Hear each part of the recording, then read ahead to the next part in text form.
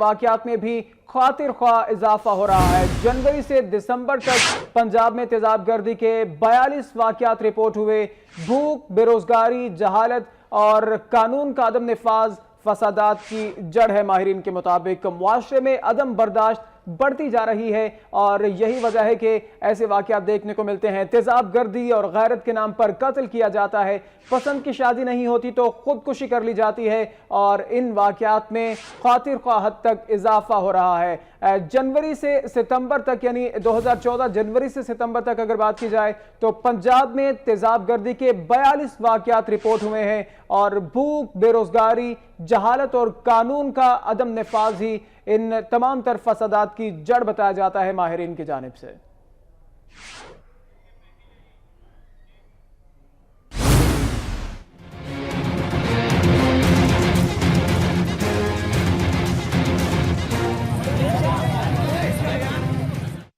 گزشتہ چند برس میں پاکستان سمیت دنیا بھر میں عدم برداشت کے رویوں میں بے تحاشا اضافہ دیکھنے میں آیا ہے۔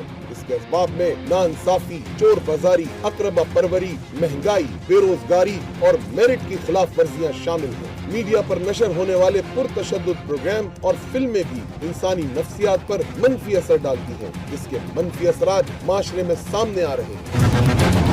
عورت فاؤنڈیشن کی رپورٹ میں انکشاف کیا گیا ہے کہ صرف پنجاب میں جنوری سے ستمبر 2014 تک تیزاب پھینکنے کے 42 کیسز ریکارڈ کیے گئے، جن میں 51 خواتین اور 8 مرد نشانہ بنے۔ پیو ریسرچ سینٹر کی اگست 2012 میں چھپنے والی رپورٹ کے مطابق پاکستان دنیا کا ایسا ملک ہے جہاں برداشت کا عنصر انتہائی کم ہے۔ رواں برس رمضان المبارک کے پہلے عشرے میں ہی سڑک پر جھگڑے اور سر پھٹول ہونا معمول بن گیا ہے۔ اس مقدس مہینے میں مسلمان کو برداشت اور صبر کا پیکر ہونا چاہیے۔